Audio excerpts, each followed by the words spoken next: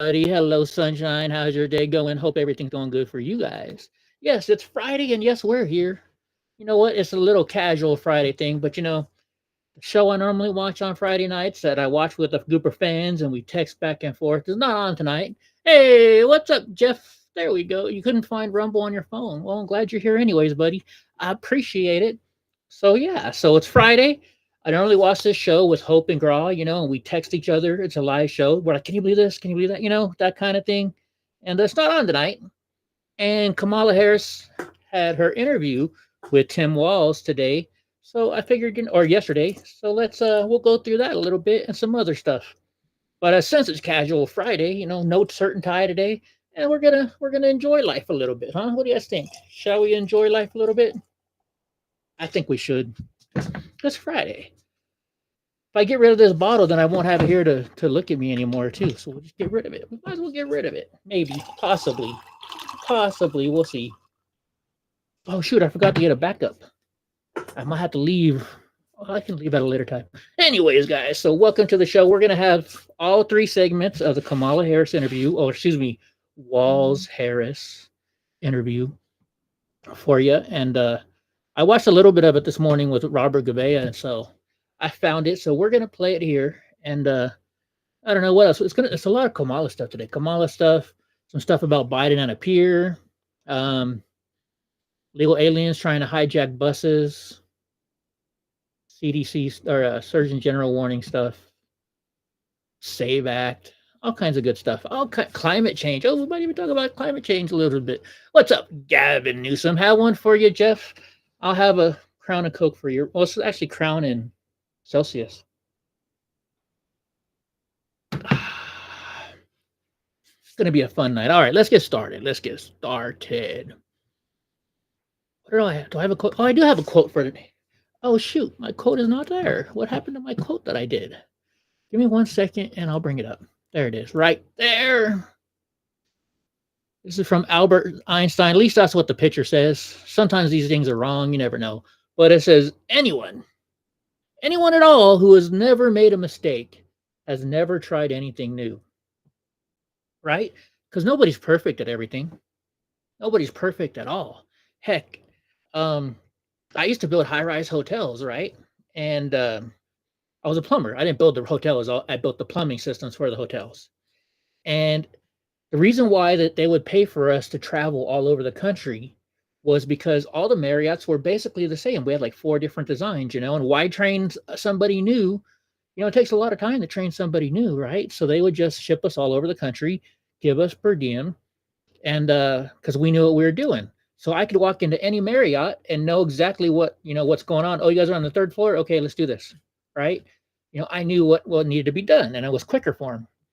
But he also said, I remember one day he's like, nothing, you had a perfect test yesterday. Nothing went wrong. I was like, yeah, that's good, right? He's like, no, it means you weren't working fast enough. We expect leaks. I want you to work faster and have more leaks, but because leaks are quick to fix, kind of, I don't know. But it's same stuff with new stuff. You're not going to be perfect all the time, right?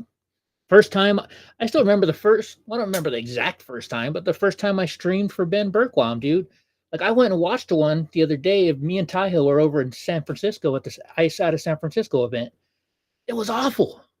It was awful how bad I was on camera that day, because I was so new. I was nervous, So everything you do that's new, you're going to make a mistake at. If you're worried about making mistakes, well, stop. It's okay to make mistakes, right? Everybody makes mistakes. Nobody's perfect. Nobody's perfect. Okay, so don't give me none of that BS. Anyways, let's get to Kamala Harris. So this article right here says Kamala Harris fumbles on the very first question of her CNN interview.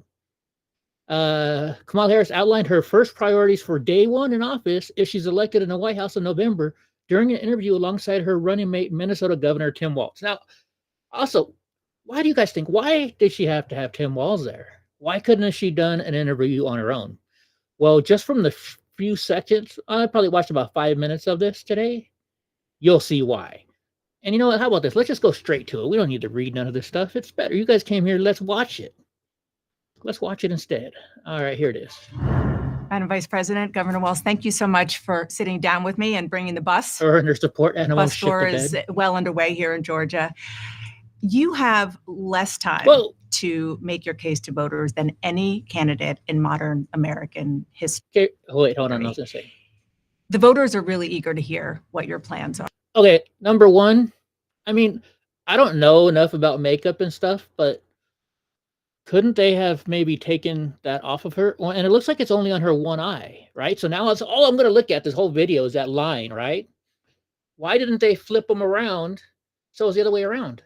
That way her good side would have been, or maybe this is her good side. I don't know. She's a liberal. If you are elected, what would you do on day one in the White House?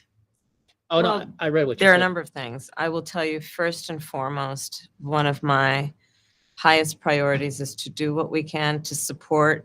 Okay, look now. You guys got to watch her eyes. This whole time, watch her eyes. See, why is she looking down? You're going to notice the whole time she's looking down, and you can see her eyes going like this. When your eyes go like this, you're reading. She was given all the questions ahead of time, which as a journalist, you know, somebody who went to journalism school, that's the first thing they teach you. You never give them the questions ahead of time. Never, right? Gavin Newsom says she has note cards, right? Yeah, she's got her cheater cards down there. Strengthen the middle class. When I look now, she had to go back down and read again. She can't even. She has only one sentence, right? You know, for a part of my business school, because you know I got a degree in business and I got a degree in media communications and journalism. For business, we had to take oh my gosh, what the heck's it called now? But anyways, we had to go. It was a speaking class, basically, you know, and like we would have to go and speak for 5 minutes. And what our professor taught us for this 5 minutes is that what you do, you know, you have an outline, you know, and you outline something that can make you talk for a minute. So you have like 1 point for each minute, right? So you can talk that whole 5 minutes. And I, you know, they used to always ask me, my professor, like, dude, Eddie, how long did you practice for? And I was like, what do you mean practice? He's like, every single class, you stop exactly on the 5 minute mark. You must practice a lot. I just started laughing at him. I was like, dude, I don't practice. I took your advice. I have a focus and I talk about it. And if I'm running short, I BS it a little bit. If I'm running long, you know, because they give you hand signals in the back of the room. Like this means you have 5 minutes left, 4 minutes, 3 minutes, 2 minutes. Then it's like, this is like a minute. Then this is like half a minute, something like, I don't know. They had all these signs. Not always get it perfect. So she's not even good enough to do that. She has to read every single word she's saying, damn near. Sorry, I know I'm talking too much. Look at the aspirations, the goals, the ambitions of the American people. I think that people are ready for a new way forward in a way that generations of Americans have been fueled by. So look, so there's also something over here, because if you watch her, her eyes are panning like this too. You can see her eyes moving like she's reading. Hope and by optimism. See her eyes going left and right? In the last decade. Only when she looks down here is her eyes moving. When she's looking at the camera, she's looking straight. We have had in the former president someone who has really been pushing an agenda and an environment that is she's about reading. Diminishing the character. And then here she's like diminishing. I wonder if she wrote that in. Do you think they wrote that in?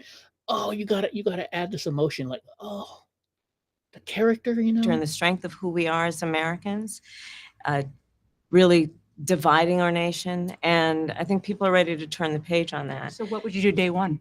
Day one, it's going to be about implementing my plan for what I call an opportunity economy.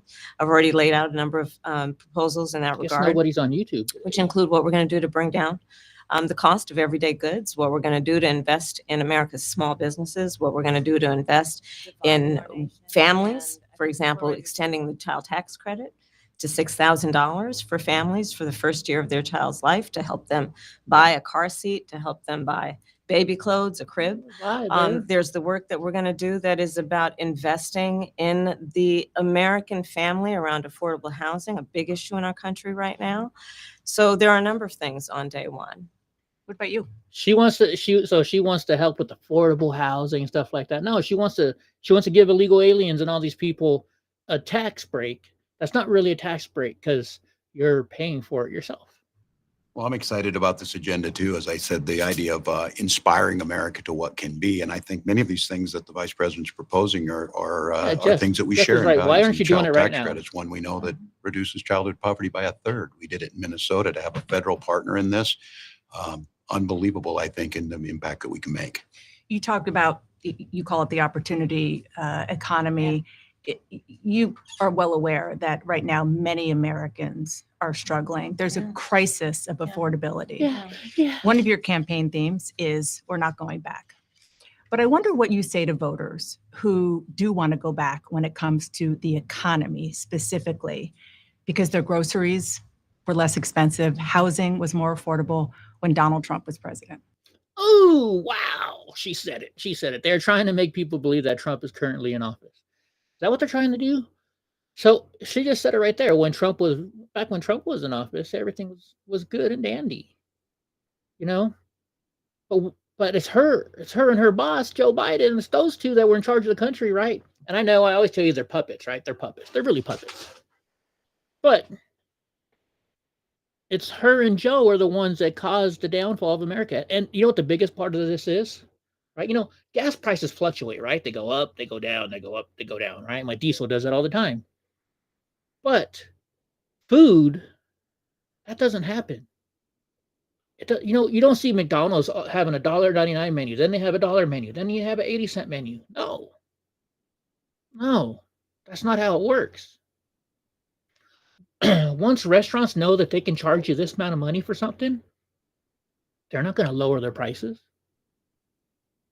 Why would they lower their price? You're already paying this amount right here. Why not just keep you paying it? Because then I'm making more profit. I'm making all the profit I lost during COVID. That's what they're going to do. Well, let's start with the fact that when Joe Biden and I came in office, during the height of a pandemic, we saw over 10 million jobs were lost. Yeah, and who pushed that? Who pushed that pandemic? And who left all the kids out of school and the parents out of work? People, I mean, literally, we were all tracking the numbers. Hundreds of people a day were dying because of COVID. The economy had crashed. In large part, all of that because of mismanagement by Donald Trump of that crisis. When we came in, our highest priority was to do what we could to rescue America. And today, we know that we have inflation at under 3%. A lot of our policies have led to the reality that America recovered faster than any wealthy nation around the world. But you are right. Prices, in particular for groceries, are still too high. The American people know it, I know it, which is why Yeah, and why is that, folks? Why is everything higher and higher, right? California, you got the minimum wage went up to $20 an hour. You can know Pizza Hut, and I like Pizza Hut pizza. You know, I don't know what you guys like, but I like Pizza Hut. They don't deliver anymore because they couldn't afford to pay the $20 an hour fee. And already at that, in California, you see an advertisement. It would say, blah, blah, blah, for $14.99. You go to Pizza Hut to order it. And they say, oh, well, you live in California. We can't give it to you for that price. We're giving it to you the other price. All right, Jeff Service. Have a good day, buddy. Have a good day. So, yeah, so that's what. Oh, wait, hold on. I can't do it right this second. All right, guys. Yeah. Catch you later, Jeff. We'll talk about you later, bud. Agenda includes what we need to do to bring down the price of groceries. For example, dealing with an issue like price gouging. What we need to do to extend the child tax credit. So she's talking about price gouging, right? The other night she said, yeah, price gouging, but we got to charge more taxes to the company. And I've explained this so many times to you guys. You guys probably, I've drilled it into you. They want to sell this for $5 and you raise the taxes on them. They're still going to make their $5. They're going to charge you whatever the tax price costs more for this. So we're paying the taxes, not the people. To help you fix it now. You're in there ready, right, Gavin? I mean, she's in there now. Young families be able to take care of their children in their most formative years. What we need to do to bring down the cost of. Yeah, remember the 70s? You know, I wasn't in the, I mean, I was born in the 70s. But I mean, back then, the 70s, 60s, 50s, one person could work and support a whole entire family. And it wasn't some fancy dancy job. It could just, you know, the guy working down at the lumber yard could afford to buy a house back in those days, as long as he worked his money right. You can't do that anymore. Those days are long gone. How many single income families do you know? Except for maybe doctors and like movie stars and stuff like that. I don't think there's a lot of them out anymore. Housing. My proposal includes what would be a tax credit of $25,000 for first-time home buyers. So like 2 weeks ago, it wasn't a tax credit. 2 weeks ago it was like, we'll pay your down payment. Now it's a tax credit, right? Because they said, oh, some people can't afford the down payment of their house. Well, guess what? Now it's not a down payment anymore. It's a tax credit. So you'll never get that. Because if you can't afford the down payment, you're SOL. So they can just have enough to put a down payment on a home, which is She's saying to put a down payment on the home. How? If they don't have the money, you're not giving people a down payment on the home. That's where they're lying to you, folks, and that's where they mince their words, and that's where they get people to believe it. Because somebody's going to be like, "Oh yeah, well, good. I get a payment. I get the down payment paid." And then they go to buy that house, and they're like, "Do you have a down payment?" Like, "Yeah, Kamala Harris said she's giving first-time home buyers that down payment." And they're like, sorry, that's a tax credit. You still have to come up with the down payment, right? Gavin says they made it impossible for an average family to have one income. They pushed women working so that they had more taxable income per household. I don't mind that they push women working. I don't mind if my person I'm with, works. No big deal. I'm not that bad about it. I don't know. I wasn't back around back then, though. So part of the American dream and their aspiration, but do it in a way that allows them to actually get on the path to achieving that goal and that dream. So you have been vice president for 3.5 years. Yeah. The steps that you're talking about now, why haven't you done them already? I'm surprised they're asking this question. It's a good question. It's a real good question. Well, first of all, we had to recover as an economy, and we have done that. I'm very proud of the work that we have done that has brought inflation down to less than 3%. The work that we have done to cap the cost of insulin at $35 a month for seniors. Donald Trump That's said true, he was going to Gavin. do a number of things, including allowing Medicare to negotiate drug prices. Never happened. Actually, from what I understand, Trump was the one that negotiated the prices. It just didn't come around to happening until you were there. So you're taking credit for everything that he did. We did it. So now, as I Liar. travel in the state of Georgia and around our country, the number of seniors that have benefited, I was in Nevada recently. Look, she's reading again. She was like, I was in Nevada recently. And I mean, she's about to tell you a story. If this is her true story, why does she have to read this? That's what I'm wondering. A grandmother Look, she's reading. She's reading it. showed me her receipts. And before we capped the cost of insulin for seniors at $35 a month, she was paying hundreds of dollars, up to thousands of dollars a month for her insulin. She's not doing that So any you longer. maintain Bidenomics is a success. I maintain that when we do the work of bringing down, She can't even answer that question because she knows. They just asked her, is Biden if so, are you for Bidenomics? And she won't say yes to that because she knows that our country is going downhill from Bidenomics. She won't even admit that. And that's her policies. And you want to keep this woman in the office? prescription medication for the American people, including capping the cost of the annual cost of prescription medication for seniors at $2,000. When we do what we did in the first year of being in office to extend the child tax credit so that we cut child poverty in America by over 50%. I didn't know children were were in poverty. When we do what we have done to invest in the American people and bringing manufacturing back to the United States so that we created over 800,000 new manufacturing jobs, bringing business back to America, what we have done to improve the supply chain so we're not relying on foreign governments to supply American families with their basic needs. Oh, I think she's relying on China to provide families' basic needs. Right? Gavin says lying bastards. I'll say that that's I agree. good work. There's more to do, but that's good work. I want to get some clarity on where you stand on some key policy issues.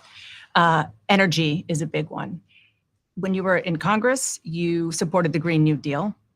And in 2019, you said, quote, "There is no question I'm in favor of banning fracking." Fracking, as you know, is a pretty big issue, particularly in your must-win state of Pennsylvania. Sure. Do you still want to ban fracking? No, and I made that clear on the debate stage in 2020. Now, she made that on the debate station 2020. Then why did they ban fracking? And here's the other thing. her and Joe both said, "Oh no, we're not going to do that. We're going to keep the Keystone Pipeline open." What was the thing he did on day one? Day one, he canceled it after he told them all that he wasn't going to do it. All those workers lost their jobs, right?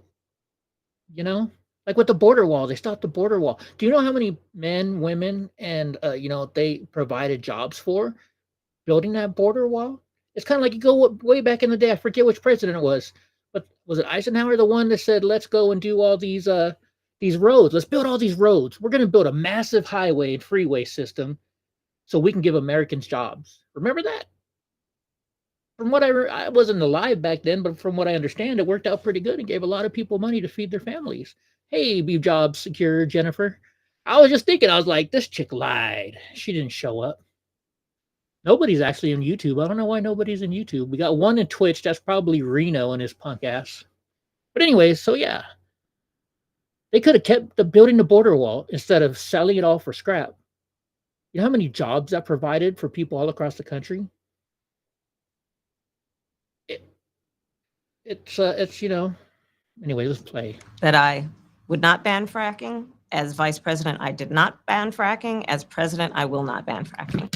you did it. In 2019, I Okay. believe, All right, at a town hall, you said you were asked, would you commit to implementing a federal ban on fracking on your first day in office? And you said, there's no question, I'm in favor of banning fracking. So yes. Oh, CNN just called her on her lie. Look at that face. She's like, whoa, you weren't going to ask that bitch. I bet she's like, you better fire this bitch tomorrow. It changed in that case. Or maybe that's why they use such a low-level reporter asking the questions.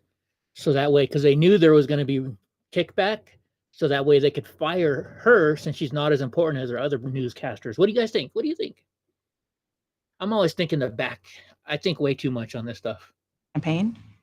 In 2020, I made very clear where I stand. We are in 2024, and I've not changed that position, nor will I Liar. going forward. I kept my word, and I will keep my word. What made you change that position at the time? You know, if you look up liar in the dictionary, all it says is Democrat. It's the picture of it says Democrat. No, I think she likes her name like that. You can call her Jennifer too. She's our friend Jennifer from YouTube. Anyways, yeah, I was like, dude, nobody's here today. I know I don't normally stream on Fridays, but I've been kind of lonely last couple of days, so I'll figure I'll stay not lonely by hanging out with y'all and drinking. Let's be clear. My values have not changed. I believe it is very important that we take seriously what we must do to guard against what is a clear crisis in terms of the climate. And to do that, we can do what we have accomplished. And the climate crisis. I mean, how many of y'all seen those pictures? I tried to find one, and for some reason I couldn't find one today. But you know what I'm talking about? There's the pictures, and they show like the beach, and it's 1999 and 1980, and then 2024, and the water level's still the same. You know, one of those kind of climate crisis. The world is getting warm. As far the Inflation Reduction Act, what we have done to invest, by my calculation, over probably $1 trillion over the next 10 years. And you know, so this is how she can get away with stuff. She's like, by my calculation, and then later on, she's going to be like, you know what? Well, I never said I was good at math. I made a mistake. I'm not a mathematician. Why does Dana Bash comment on a primary? Yeah, right. Investing in a clean energy economy. What we've already done, creating over 300,000 new clean energy jobs. That tells me, from my experience as vice president, we can do it without banning fracking. In fact, Dana, excuse me. Look, she doesn't even know the girl's how to say the name of the freaking reporter that's asking her these questions. How rude is that? How rude is that? What are you apologizing for, B-Job? I cast the tie-breaking vote that actually increased leases for fracking as vice president. So I'm very clear about where I stand. Oh, yeah, was there some policy or scientific data that you saw that you said, oh, okay, I get it now? And can anybody hear the police sirens in the background? Like, I wonder if they added that in there just, you know, because they could, or maybe it's just they're freaking in Atlanta. Maybe that's why Atlanta always has police sirens going on. I have seen is that we can grow and we can increase a thriving clean energy economy without banning fracking. Okay. All right, that's the first one. So that's their awful first one. Now this is number 2. So the first one was only like 8 minutes. What's this one? Another issue, big one, is immigration. As Vice President, you one's were tasked 826. with addressing the root causes of migration. And just so you know, guys, this was all filmed and edited. None of this is live. It's not like, she can make a mistake and everybody will see it. If she makes a mistake, they back up and they film that part again. In southern countries and Northern part of Central America. the northern part Yeah. of Central. Okay, wait a minute. I got to do something real quick. Okay, so they show this picture right here, right? And everybody says they're looking down. But actually what it is so I'm going to show you. So if you look at the way I guess I can't show you. So if she were to turn right and look down, the camera goes right along the angle of the table. So down here on your bottom right of the screen, there's probably like a 42-inch TV looking up at her so she can read. So yes, they showed this and why is she looking down? But here's the other thing. That's a shiny table. So I worked in the news. I used to direct the live news. I ran a whole entire live news show. And teleprompters is basically just a mirror, a TV with a mirror, right? So the mirror's here, the TV's down here, and it pops up so they can see it.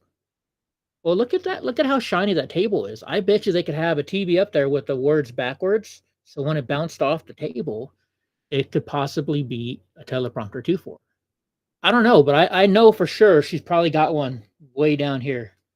Or actually on this side, whatever. You guys get the point. Trees and here, I'll show you. Oops, wrong one. So see where I am? There's probably right down here somewhere.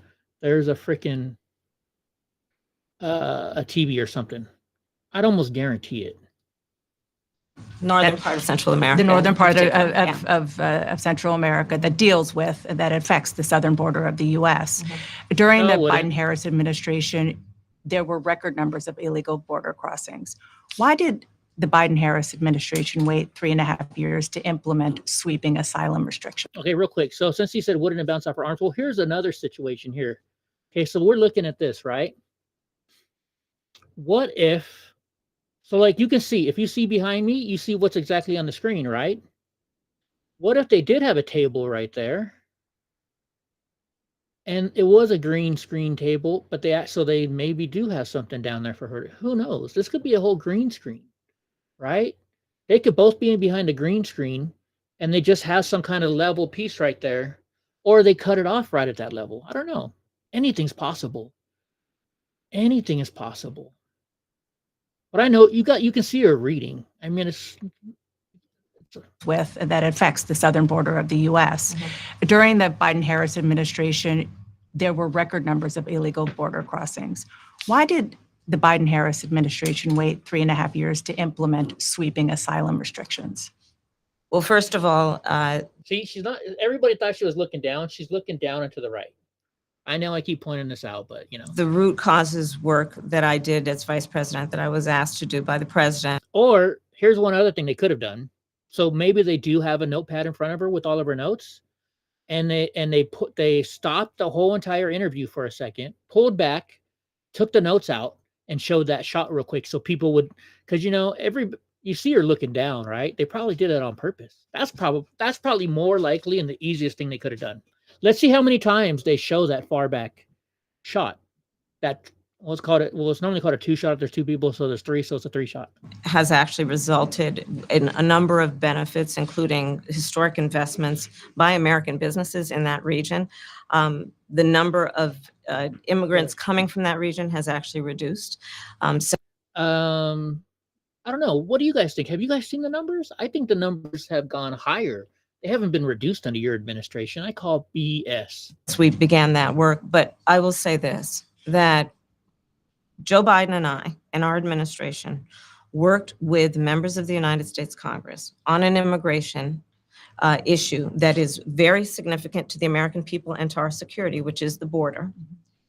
And through and so I gotta talk about this. How many of you guys know how bills work and stuff like that? What's up, Cajun Cat King? How you doing, my friend? Gavin said they haven't provided the real numbers. Well, if you guys don't know, right? So when it comes to bills, bills are like this thick sometimes. So it could be like back it was just like a couple years ago anyways, so what they do is they'll put out a bill and they're going to call it the immigration crisis bill, right?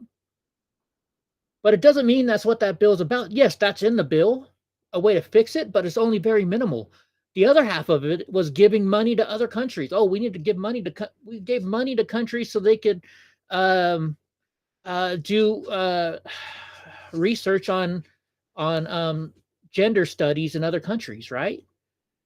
I mean, there's all this kind of stuff that goes on. Just because it says it's the border wall bill, there's all this stuff they can add on. And like the Simpsons even made fun of it one time. You know, Lisa wanted to get something passed, so she knew that this one bill was going to get passed. So she had Homer distract him. She ran up there before they passed it, slid it into the bill, and then when that bill passed, her thing that she wanted passed too, right? That's how bills work. So this immigration bill that they're talking about that the Republicans wouldn't accept, it was because they had some other stupid stuff in there that would have killed our country. And they knew that we couldn't accept it. And so they knew they could make us look like the bad guy because the Republicans turned it down. When they weren't turning down the immigration reform bill, they were turning down the other contents that were part of that bill. Bipartisan work, including some of the most conservative members of the United States Congress, a bill was crafted, which we supported, which I support. And Donald Trump got word of this bill that would have contributed to securing our border. And because he believes that it would not have helped him politically, he told his folks. Oh, so now it's Trump's fault that it didn't pass. You ever, that's like a working thing with these guys, right? It's always Trump's fault. It's always President Trump's fault. Always President Trump's in fault. Congress, don't put it When in doubt, blame President Trump, right? That's the Democratic way right now. forward. He killed the bill, a border security bill that would have put 1,500 more agents on the border. And let me tell you something, the Border Patrol endorsed the bill. And I'm sure in large part. We pay to buy them around the country. Also, get this. So this is the point. So I'm still in this point. You know me, I'm an honest person to a fault. I'm still in this from what Rob Gouveia said this morning. If you don't know Rob Gouveia Esquire, go check him out on YouTube, Rumble, Local. He's a badass dude. He's a lawyer, and he talks about law stuff and political stuff. So he mentioned this today too. He said that the reason why, if he said it, he looked it up. So I trust Rob. He's one of those sources I can 100% trust. He said the reason why Border Patrol agents supported it is because in that bill, they all got raises. So it was bribing them in a way to support it. Well, don't you want to support this? We're going to give you a 30% raise. Who wouldn't, as an employee, not support something that's going to give them a 30% raise? Right? Because they knew they were working around the clock. And 1,500 more agents would help them. That bill would have allowed us to increase seizures of fentanyl. That's what it is. Thank you, Mike. Thank you, Gavin. 99% of the money in that bill went to the Ukraine. And you know, I always try and call people by like their screen names, but for some reason, Apple changed somebody's screen name on my phone, and now for some reason, I got to erase their name from my phone. Sorry to that person. Any community in America. Hey, Jenna, nice to see you. That has been devastated by fentanyl. What passing that bill would have done to address their concern and a pain that they've experienced. So you would push that legislation again. I just want to ask about. Not only push it, I will make sure that it comes to my desk and I would sign it. Just one other question about something that you said in 2019 when you first ran. There was a debate. You raised your hand when asked whether or not the border should be decriminalized. Do you still believe that? I believe there should be consequence. We have laws that have to be followed and enforced. Typical politician. So if you guys don't know, if you guys are new to the game and you don't know about politicians, they always deflect. So you'll notice, like they asked her, do you still believe that? You didn't hear her say, yes, I believe it. No, I don't. I believe it, right? She said, I think there should be consequences. So she's not giving you a straight up answer. So there's no way you can say, well, she just said that she's changed her mind. No, she didn't. She never said that. She said there should be consequences. She didn't say that's how they get around stuff, folks. That's how it's called deflecting. I ran for county supervisor and they were like, you know, so So I had an issue when I ran for county supervisor. I was going through some rough times. I hadn't slept in a couple days, and I made the mistake of going to the bar to have a drink or two to help me relax. And I crashed my truck. I was barely over the limit, but I was over the limit, and I shouldn't have been driving. Well, there was a debate a week later, and so the Republican Party of Madera told me, are you going to go to the debate? And I said yes. You have to go to the debate, right? That I'm a man. I accept the responsibility for my consequences for what I've done. And they said, okay, well, here's what you do. Deflect. When they ask you that question, try and give them the answer to a question that you wanted them to ask. And I was like, no, I'm going to be upfront and honest. And I was. But it's funny, when I got there, the liberal newspaper came up to me and they're like, Eddie, we promise not to ask you any questions about the DUI. I'm like, go ahead. Go ahead. I don't mind. Everybody makes mistakes. I made a mistake. I got a DUI. I took care of it. Everybody got, paid back for any damage that I did. And, like I said, I'm honest to a fault.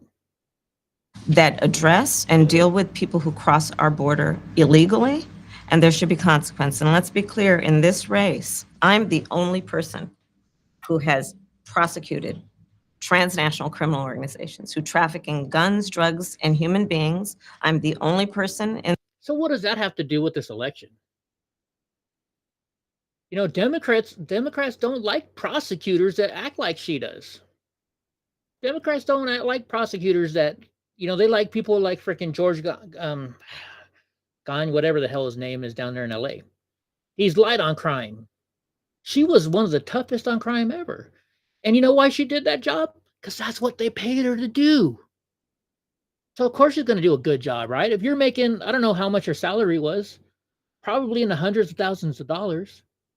That's what they paid her to do. Of course she's going to do a darn good job so she doesn't lose her job. Jenna May says, Jen, you were so nice. I've been watching U.S. Open, but I've been listening. Also for my sister here from the West. What part of the West is your sister from? Gascon. Thank you, Gavin Newsom, Gascon. This race, who actually served a border state as Attorney General to enforce our laws. And I would enforce our laws as president going forward. I recognize the problem.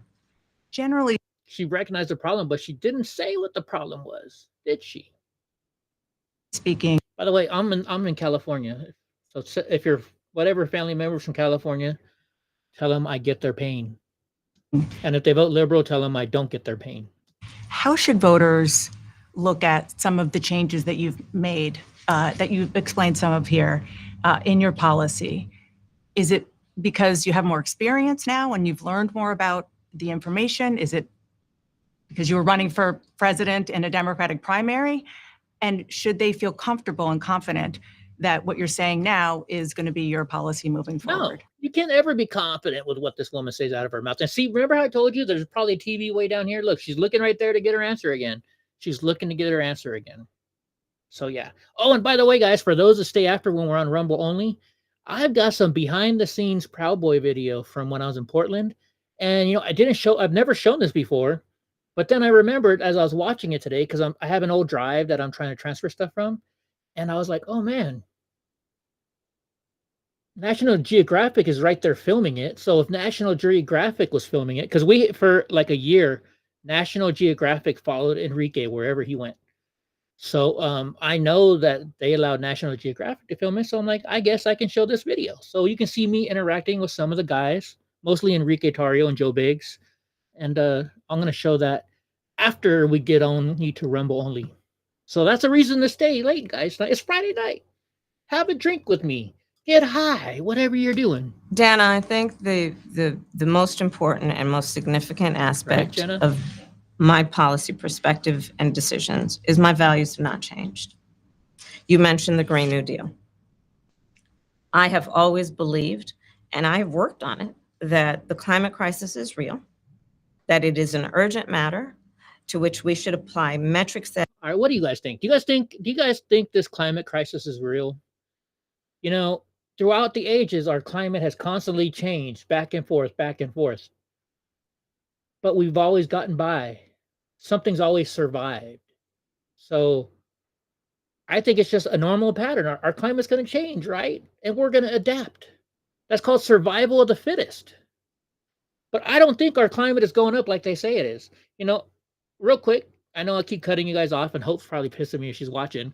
But in biology class, I was told by my professor, they said the atoms and the elements, you know, the little tiny things that are like microscopic, they never change in amount. Whatever's in our universe is how much is there. It doesn't go down, it doesn't go up. They may attach each other in different ways that make different products, right? But it's still, the atoms are always the same. Hey, you said that the other night, look up eugenics. We'll look that up maybe. Remind me later on, Gavin, and we'll look it up. So the atoms are always the same. And so I was like, well, why are we worried about climate change then if the atoms are always the same? And he's like, well, you know, they take time to swap back and forth and eventually it'll get there. And I was like, yeah, whatever, bro. Include holding ourselves to deadlines around time. We did that with the Inflation Reduction Act. We have set goals for the United States of America and by extension, the globe around when we should meet certain standards. You notice how she says, yeah, and we set it for the globe too. They're all about globalism. Communism is about globalism, don't you think? If we let communism take over, you know what it's going to be like? It's going to be like Austin Powers or a freaking James Bond movie. You got, you know, the Miss Dr. Evil who wants to take over the world for $1 trillion or whatever it was. That's what happens when you take over communism. For reduction of greenhouse gas emissions, as an example. That value has not changed. My value around what we need to do to secure our border, that value has not changed. I spent 2 terms as the Attorney General of California. Yeah, she keeps bringing that up. I spent 2 terms at the Attorney General of California. Yeah, because you sucked Willie's dick. You probably sucked Gavin Newsom's dick to get that job, actually. You know, and it's funny.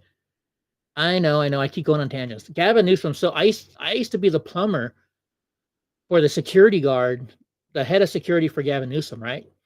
And one day I got a ticket, so I was going into City Hall, and I paid my ticket. I'm walking out, and somebody opens the door real quick, and I step back, and I was like, oh, it was Gavin Newsom. And this was back when he was just mayor of New York, you know?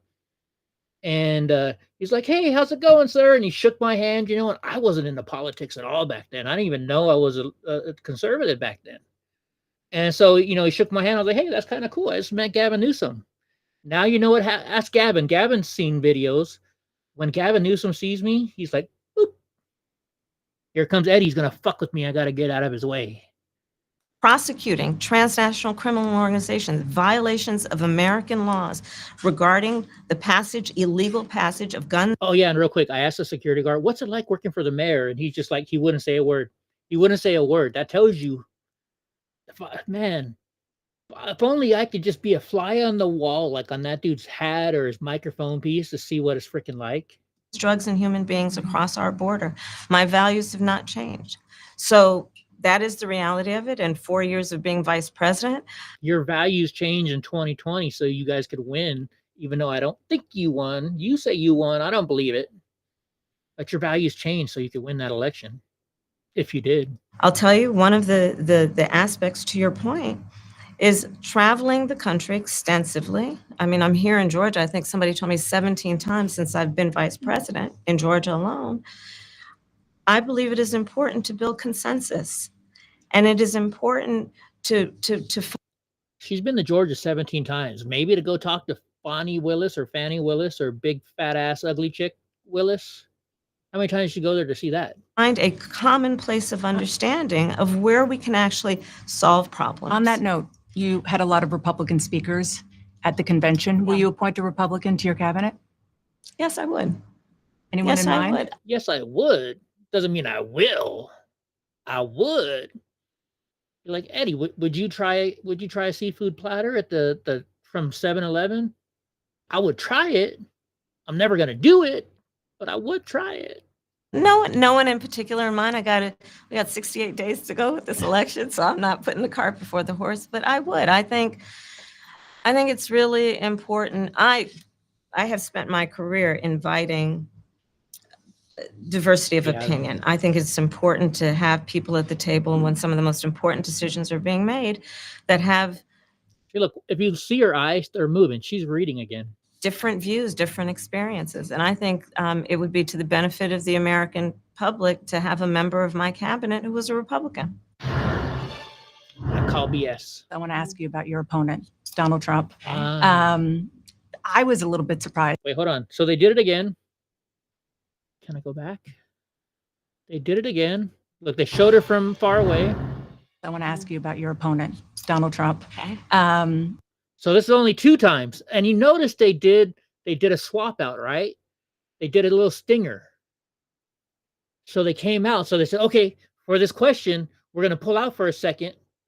Now, I bet you there's a change of scene somewhere where we can see a pause so she could put her notes back in front of her. I'll almost bet you money. Let's see if it happens. I was a little bit surprised. People might be surprised to hear that you have never interacted with him, met him face to face. Or actually, they don't even have to stop because you notice it's all close-ups now, right? Her assistant could have put that note in front of her already. That's going to change soon. But what I want to So look ask where you Wall's about hands is what he said last month. He suggested that you happened to turn black recently for political purposes, What's up, guy? Ride the questioning a Harley? core part of your identity. What's up, Santa? And he, Same old tired playbook. Next question, please. that's it? That's it. Okay.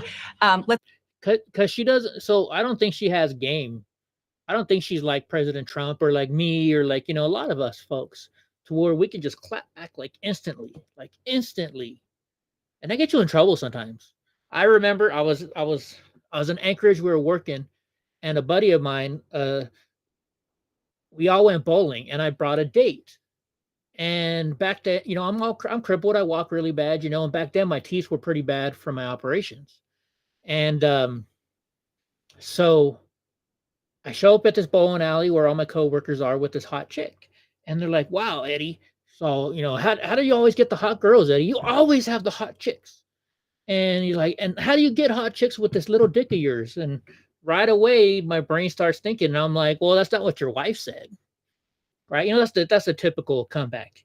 But I took it a little farther. There's a guy that we work with named Dale, and everybody hated this guy named Dale. So I'm like, that's not what your wife said. She said my dick's even bigger than Dale's. So I was implying that she was sleeping with not only me, but Dale. What I didn't realize is he just found out his wife was cheating on him that day. And this guy's like 6'8". We called him Herman Munster. He grabbed me by the throat and was like, ah. So yeah, sometimes my funny comebacks, they're funny, but they get me in trouble. talk about some foreign policy issues that would be on your She plate looks if down you at become pants back commander when in she looks chief. up. Yeah, right. President Biden has tried unsuccessfully to end the war between You believe he is pure evil. His face at the convention when he grabbed his son's hand on stage and said it all. Oh, you're talking about Walls? Israel and Hamas in Gaza. He's been doing it for months and months, along with you. Would you do anything differently? For example, would you withhold some U.S. weapons shipments to Israel? That's what a lot of people on the progressive left want you to do. Let me be very clear. I'm unequivocal and unwavering in my commitment to Israel's defense and its ability to defend itself. And that's not going to change. Okay, so once again, this is the deflecting, right? She didn't say yes or no. She just said, I'm going to continue, right? Continue what? What are you going to continue? But let's take a step back. October 7, 1,200 people. Okay, so now she's bowing down to the Palestinians because wait, my brain's frozen. I had too much to drink. She's now she's talking about one side. She's taking one side, then she's going to take the other side. I bet you money. Many young people who were simply attending a music festival. Women were horribly raped. As I said then, I say today, Israel has a right to defend itself. We would. And how it does so matters. Far too many Oh, they won't show the full video, Gavin. innocent Palestinians have been killed. And we have got to get a deal done. We were in Doha. Oh yeah, so she said a lot of Palestinians were killed. So now she's on the Palestinian side. I bet you she goes to the other side too. And by the way, guys, so just so you know, I'm 30 seconds to a minute ahead of you when I'm talking. So when I read your chat, I'm normally pretty good about knowing what I said. But after I've had about 5 shots of Crown Royal and some weed, I may not be that good tonight. So bear with me. We have to get a Probably why I'm going to talk a lot more too. deal done. This war must end. And in the meantime, And we must get a deal that is about getting the hostages out. I've met with We're the getting there. families of the American hostages. Let's get the hostages out. Let's get the ceasefire done. but no change in policy in terms of arms and so forth. No, we have to get a deal done. Dana, we have to get a deal done. When you look at the significance of this to the families, to the people who are living in that region. By the way, I just don't like this woman because she makes people call her Dana. It's Dana. Let's be real. It's Dana. That's why, so Eddie is my middle name. My first name is a Dutch name that nobody can get right. They can't spell it right. They say it wrong. So I was like, you know what? F it. I'm just going to go by my middle name now because it's easier. A deal is not only the right thing to do to end this war, but will unlock so much of what must happen next. I remain committed Thanks, since I've B-Dub. been on October 8th to Let's what we cross must into do me. to work toward a two-state solution, Well, where it's Israel shown. is secure and in equal measure, the Palestinians have security and self-determination and dignity. All right, that's the end of that one. What's this, girl? What did you just send me? The heck is this? You want me to put this on the show? Now, this is why I don't like doing them, right? You guys just Who is that, girl? I can't watch it all because I'm here. Anyways, let's go to video number 2 or number 3. I mean, video number 3. Governor Walz, So they took a break and then they came back, right? But they didn't really take a break. All this stuff was edited. It's not like they took a break. There used to be a restaurant on Herndon and Blackstone that had my real name. Oh, Eddie's Cafe. There's one in Los Baños, which is the toilet. And there's also, I see Eddie's Cafe all over the place because they all want to. Governor Walz, the country is just starting to get to know you. I want to ask you a question about how you've described your service in the National Guard. You Oh, her said that you latest carried weapons for in the war, show. but you have never deployed actually in a war zone. Yeah, he's a campaign liar. official said that you misspoke. Did you? Well, first of all, I'm incredibly proud. I've done 24 years of wearing the uniform of this country. Equally proud of my service in a And you know what? I do give him applause. I do give him my Dutch name. Really? Okay. I know there's a Chevrolet, kind of, but it's the wrong name. I do applaud this guy for joining the military. Anybody who joins the military and signs at the dotted line, I give them props, okay? So, public school classroom, whether it's Congress or the governor. How do you know my My first record speaks for itself, but I think people are coming to get to know me. I speak like they do. I speak candidly. I wear my emotions on my sleeves, and I speak especially passionately about. Wait a minute. Hold on. Okay, no, there's notes down there in the bottom, but that may be underneath CNN. That may be Dana's notes, though. I think that's Dana's notes. Yeah, who else is drinking here? About our children being shot in schools and around guns. So I think people know me. They know who I am. They know where my heart is. And again, my record has been out there for over 40 years to speak for itself. And the idea that you said that you were in war, Yeah. Did you misspeak as the campaign has said? Yeah, I said we were talking about, in this case, this was after a school shooting. How do you misspeak about that? How do you misspeak about you being in a war? Yeah, I know. We're men, right? I was at the Capitol January 6th, yeah. But I wasn't anywhere near none of all that fighting and stuff like that. Yeah, that's Gavin, that's a Chevrolet dealership, I thought. Anyways, sorry. It's all Gavin's fault. He texted me and messed up my thinking. I thought it was actually somebody else. I was hoping it was somebody else. Where was I? Oh yeah. So like I was there at the Capitol, right? But I wasn't fighting. I wasn't a guy fighting up there. I didn't even go inside. But as a man, he's like, oh yeah, I was at the Capitol, and you let people think that. It's a normal thing for guys to do. But then when you're, you can text me all you want, bro. But then when you're running for office, you can't really do it then. right? There's no way, there's no time when you up your, what is it called? You exaggerate a little bit, right? You're at the bar, you're talking to a girl. Yeah, I did this, right? You don't exaggerate when you're running, especially for vice president, even governor. I mean, come on. I ran for county supervisor and my name was all over the freaking news. I mean, come on. The ideas of carrying these weapons of war. And my wife, the English teacher, told me my grammar is not always correct. But again, oh yeah, let's blame it on the grammar. Let's blame it on the grammar. If it's not this, it's an attack on my children for showing love for me, or it's an attack on my dog. I'm not going to do that. And the one thing I'll never do is I'll never demean another member's service in any way. I never have, and I never will. I just one other question, because again, this is all new. Yeah. I mean, this was not. I've never liked wine. I've never liked wine. I like grape juice, but I don't like wine. Don't know why. However many days ago, this was not on either of your bingo cards, especially yours. You had to clarify that you had said that you and your wife used IVF, but it turned out you used a different kind of fertility in order to. Yeah, that's an important part of life. I've gone through that with my ex-wife. We did the IUF version because the IVF version was like 50 grand or I don't know. It's probably cheaper now, right? Maybe it might be more expensive with inflation. I don't know. So we did the IUF. I never told people we did IVF. I told people what we really did. But then that's just me. I guess I'm an honest person too. Have children. And then when you ran for Congress in 2006, your campaign repeatedly made false statements about a 1995 arrest for drunk and reckless driving. What do you say to voters who aren't sure whether they can take you at your word?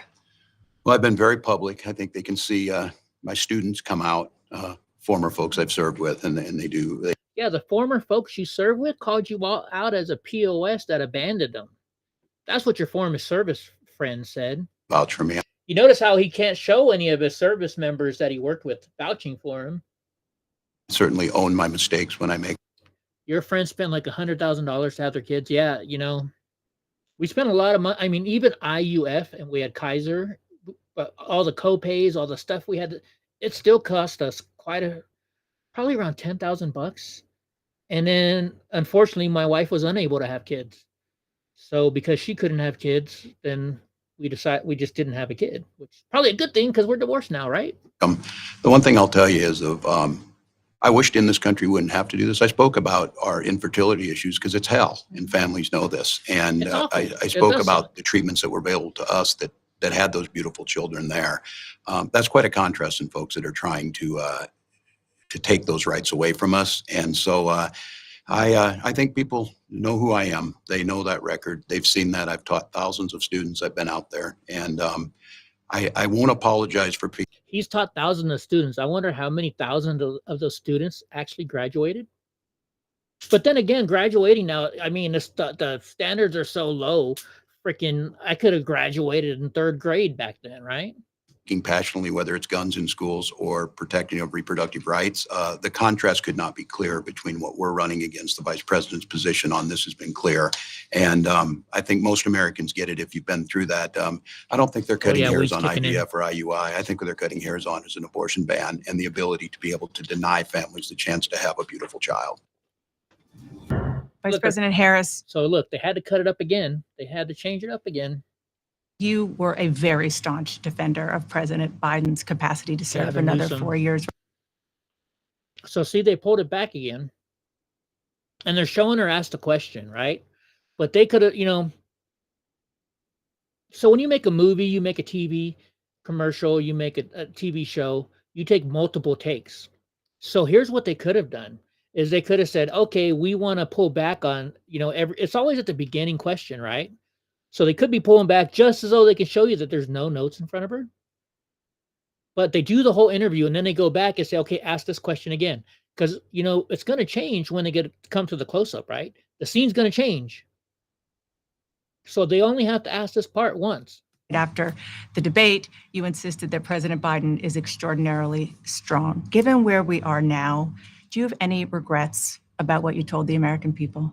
No, not at all. Not at all. I have served with President this is such bad form. I have to believe there's a TV on the ground over there because you don't look down and to the right every time you're on camera. She's been president for how long? She was a senator for how long? She was always doing news interviews when she was a prosecutor.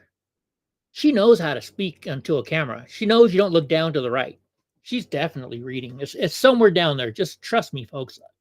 I would bet my life on it.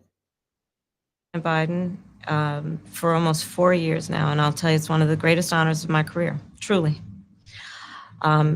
He cares so deeply about the American people. He is so smart and loyal to the American people. And I have spent hours upon hours with him, be it in the Oval Office or the Situation Room.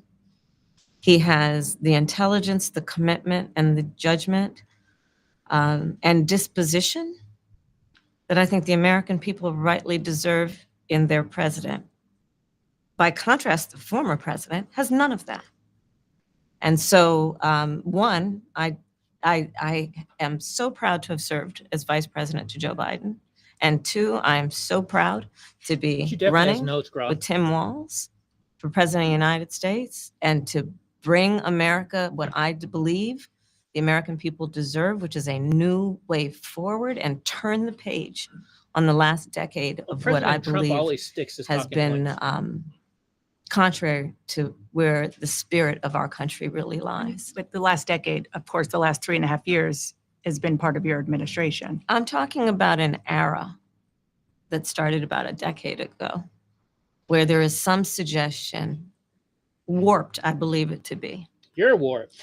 That the measure of the strength of a leader is based on who you beat down, instead of where I believe most Americans are, which is to believe that the true measure of the strength of a leader is based on who you lift up. That's what's at stake as much as any other detail that we could discuss. I tried to lift up Lizzo one time, but then I had to put her back down because she was too heavy. I know, bad joke. In this election. Because we haven't had a chance to talk, I'm just curious, staying on President Biden, when he called you and said he was pulling out of the race, what was that like? And did he offer to endorse you right away, or did you ask for it? It was a Sunday. So here, I'll give you a little too much information. Go for it. There's no such thing. So there was like, one was 8 minutes, another one was like 8 minutes, 30 seconds. And then this one is little over 10 minutes. Madam Vice President. My family was staying with us, and including my baby nieces. And we had just had pancakes and, Auntie can. So if you can't tell me this isn't a setup, right? They set this up for the longest time because they had her nieces up there on the stage or wherever at the DNC, sorry. And just so she could tell this story over and over and over again, right? So I'll give like a way of what I mean. They'll like comics, right? Okay, I love this guy Ron White, and he tells this airplane joke, about I bet we get there 40 minutes before the ambulance does, or whatever it is, right? But it's all about taking off from a little tiny airport. So when he was in Texas, he used Tyler, Texas, because it has a real small airport. And then I watched him again in Arizona, right? And this is how I learned this. I didn't know this until I watched it. So he's telling the same joke in Arizona, and he talks about this little tiny, teeny airport in Arizona. And I was like, I never thought about that. They changed the city or the location of their jokes to where they are. Like, you see Fluffy go to El Paso. He talks about Chico's Tacos because Chico's Tacos is the best tacos in all of El Paso, right? Had he gone to Huntington Beach, he would have talked about Sancho's Tacos. That's so she's doing that here. They set that up at the DNC. So every time she gets asked about, what happened the first time when you wanted to become president? Well, I was sitting there making pancakes for my nieces because they showed the nieces before. So it's all a way. They're putting together a story for you guys. And if you don't know this, that's what they do. Everything is done for a reason. They plan this out years in advance, guys. So they know, okay, well, we're gonna show a picture of her nieces one day. So later on, she can tell that story about how she was making pancakes for her nieces the day she found out she was going to be vice president. Have more bacon? Yes, I'll make you more bacon. And then we were sitting down to do a puzzle. A puzzle. And the phone rang, and it was Joe Biden. And what little kid does puzzles anymore unless it's on their iPad or their tablet? Come on. And he told me what he had decided to do. And I asked him, "Are you sure?" You know, if President Trump were to call me today and say, "Hey, Eddie, you're going to be my running mate. You're going to be running for vice president," I wouldn't say, "Are you sure?" I would have been like, "Fuck yeah," right? And he said yes. And that's how I learned about it. Right, BJ? And what about the endorsement? Did you ask for it? And he was very clear that he was going to support me. So when he called to tell you, now the question is, was he very clear that he was going to support you? Or was he told to be very clear that he supports you? he said, "I'm pulling out of the race and I'm going to support you"? Well, my first thought was not about me, to be honest with you. Don't lie. My first thought was about him. You lie. To be honest. I think history is going to show a number of things about Joe Biden's presidency. I think history is going to show that in so many ways it was transformative, be it on what we have accomplished around finally investing in America's infrastructure, investing in new economies, in new industries, what we have done to bring our allies back together and have confidence in who we are as America and grow that alliance, what we have done to stand true to our principles, including the one of the most important international rules and norms, which is the importance of sovereignty and territorial integrity. And I think history is going to show not only, you know, when she says black, these big words, you know, you guys ever, I was born in the 70s. So in the 80s, I was watching this show called In Living Color.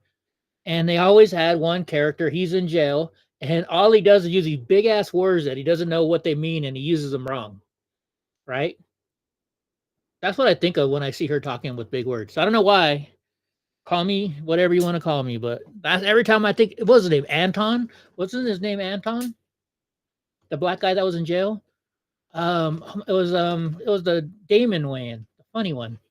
as Joe Biden led an administration that has achieved those extraordinary successes.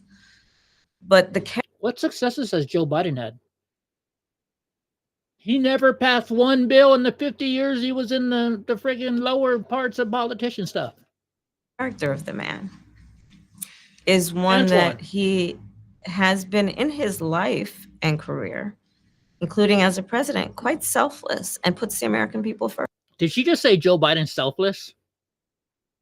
Can we have that 10% back that the big guy got then? That would be selfless. I just have to ask you both about two standout moments, aside, of course, from the addresses that you both gave, but standout moments that were perhaps unexpected during the convention. You mentioned one of them, Governor. A moment that you shared that you notice how quiet he is? He was like, I wonder how much they told him to just shut the F up and sit there. World shared with your son, Gus. You were speaking, the camera caught him, so incredibly proud of you, so emotional, saying, "That's my dad." Wait a minute, hold on.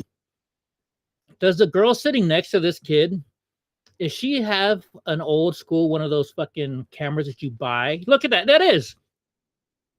Tell me that's not, unless that's her phone with the orange piece of paper around it. Tell me that's not one of those Kodak. Remember the old days you could buy the disposable cameras? Does that not look like a disposable camera in her hand? Or is that a cell phone just with a piece of orange paper around it? Oh, and by the way, so you know how I'm telling you that she's probably got a big screen TV down here that she can read off of? Look right behind, look between Wallace and his son. You see that big, huge TV screen back there that's got all the words that they're supposed to say? That's what she has. Guarantee it. I guarantee it. I'll pay in any car for just $199.95. Who knows that commercial? Somebody's got to know that commercial, and I bet you Gavin says it first. That's my dad. Yeah, I don't know as a father I could have ever imagined that. I'm grateful for so many reasons to be on this ticket, but that moment, to understand what was really important, to have my son feel a sense of pride in me, that I was trying to do the right thing. And it was, you try and protect your kids, it brings notoriety and things, but it was just such a visceral, emotional moment that I'm grateful I got to experience it, and I'm so proud of him. I'm proud of him. Son, if you do that at the convention and say that you're proud of me, I'll buy you a brand new Cadillac Escalade. A brand new Cadillac Escalade. Say it again. I'll paint any car for just $199.95.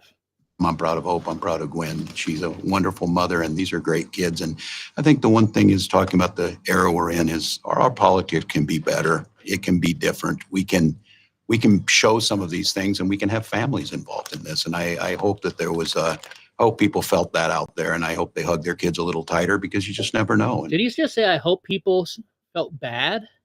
Hold on, let's see if I can rewind that. Because I'm pretty sure that's what he said.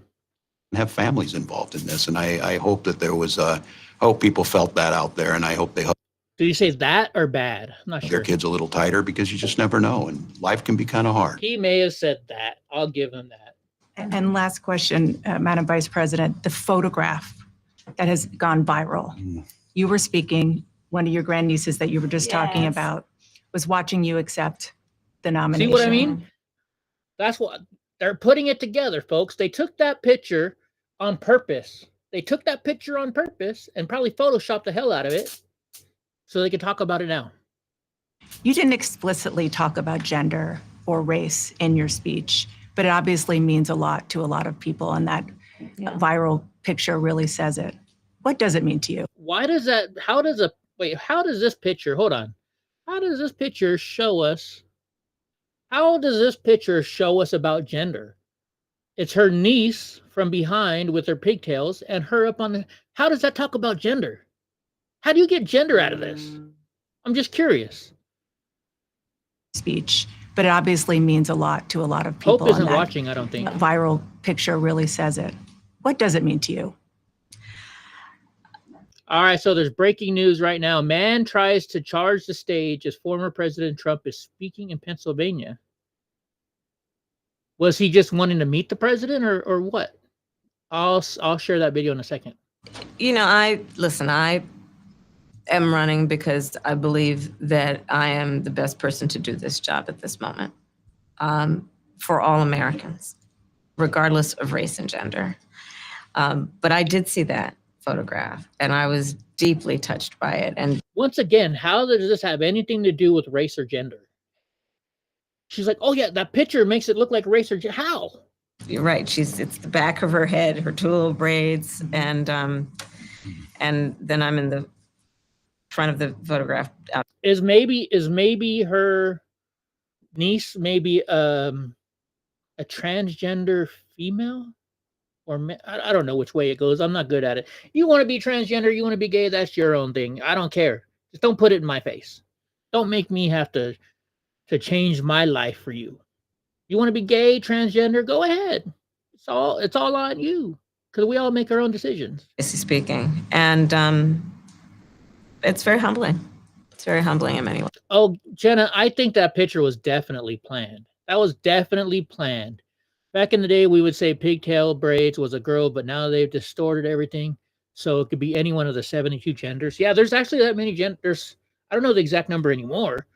But when I had to do an article on it in college. And I think at that time there was like 60 something. I don't know how many there is now. Yes. Did she talk to you about it afterwards? Oh, she had a lot to talk about. She had a lot. She listened to everything. And You notice how she's not looking down to the right? So this is what we're talking about. When she has to know the answer, she's looking down to the right and reading. When she's just talking about her niece, she doesn't have to. And so she listens to everything. Give you your hot takes? Oh, yeah, definitely. Uh-huh. Madam Vice Right, Kevin? President, Governor Walz, thank you so much for your time. all right, there we go. Hold on. You know what? Let me how can I do this? On X, they don't have whoops, wrong phone. On X, they don't have a thing to where you can see your previously viewed stuff, huh? Let me see how I can get this, Because see now, if Hope had an iPhone, I could then get it on. I could then just use it right on my. It would go right to my computer. But Hope hates iPhones, and she's got this stupid Pixel phone, so it doesn't work that way. Hold on. But I can post it on my notes here on my phone, which will then go right to my computer. It should pop up right now. And then what I can do is I can I just wait for it to pop up, and then I can go here and then click on the link. Anyways, let's go to news 2 real quick while I'm waiting for that to go through. Sometimes it takes a minute. So Kamala Harris's interview revealed her inability to articulate stances on issues. She didn't say anything positive or negative, right? It was always, it could be this, it could be that, come on, show it up here already, darn it. Go back and forth. Still not there yet. She did that. Okay, here I got it now, so I can go click on it. And then I got to click on Graw's one too. A joint interview with the nominee. Harris did not memorably self-destruct. She didn't talk about anything really. We don't even need to talk about this one. All right, let me go here so we can show. Oops, wrong one. Let me do this. I'll show you Donnie real quick for a second.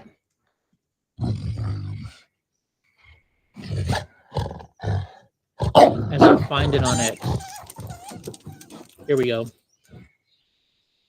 So let me go here, Chrome, but we're going to change it to this one. It should pop up. There we go. Make it a little bigger for you. That's what she said. Move it over here. All right, let me go start this over again, and we'll play sound on it. Actually, in 2016, we did great, but 2020, we did much better. Generally, since Kamala, I talked about her.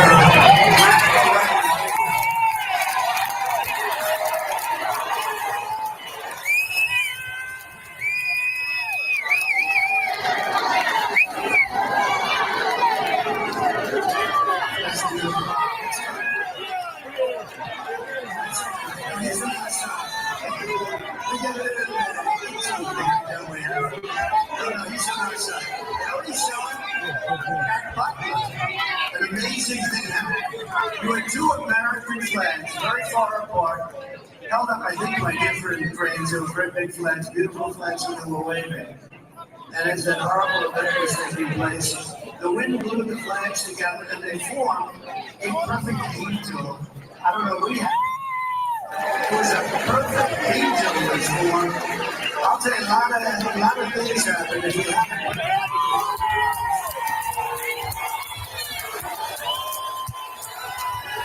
I don't know. Is that too loud for you guys? So Hope says they got tased. I don't know. So let's see. BJ says, Jennifer, she thinks we're all chipmunks, so she feeds us salad, the kind with nuts. That's pretty funny. Gavin says, Jenna, we got bought out by the biggest conglomerates in our industry, and they forced us to take their DEI classes. What we came away with collectively is that normal people have no rights anymore. That's true. Very true. Good one, Jenna. Gavin says, if we established a queer-free environment, we would be prosecuted to the fullest extent of the law. Wow. Is that telescope Graw says? All right, let me see if the other ones come through yet that Graw sent me a second ago. And yes, it did. So we're going to watch the one that Graw wants us to see. And this one's on YouTube, I believe. This is what Graw, we're probably going to have to watch a commercial. Switch to Square and join over. We'll just quiet the commercial down. Skip. What the heck? Okay, play. You know, the purpose of doing an interview was to clear things up. Now, this is why I don't like doing them, right? You guys just take. Oh, is this that girl that pretends to be Kamala all the time? Take that you just want. First of all, I'm exhausted. All right. I'm exhausted. I'm hungover. I did a rally in Georgia earlier, 18 full minutes with CNN. I don't understand what you guys want from me. Real quick, ladies, I got a question. Why does she have one on her neck? Like only this part of her neck? That's what I don't get. Does any women put these, or even men, I guess, do you guys put these masks on? Why would they put a little spot on their neck? Just curious. Which can I take? What is so confusing about what I said? It is imperative that we set deadlines in terms of metrics to help galvanize the duality Gotcha, and the Jenna. unburdening of what has been. The bottom line here is this. My values haven't changed. I barely have any to begin with. This chick's kind of funny. But the good news is that this mask is working. It's tightening things up. I took out the slits. And I just thank put you, them in the neck. Jennifer. I because appreciate my it. neck can use all the help it can get. It makes me sad when I think about it. But, that was the point of the interview, to make us all think. Think about the duality of what else we need to think about. Thank you, Until the Jenna. next interview. Thank you, Jenna. But, really, I don't understand what was so unclear in the first place. Wow. Now you do. That one wasn't as funny as the other ones you showed me from her, girl. That was all right. That was all right, but it wasn't the funny ones that you sent me before. You know what? Since we're on here, let's go check out some Elon tweets.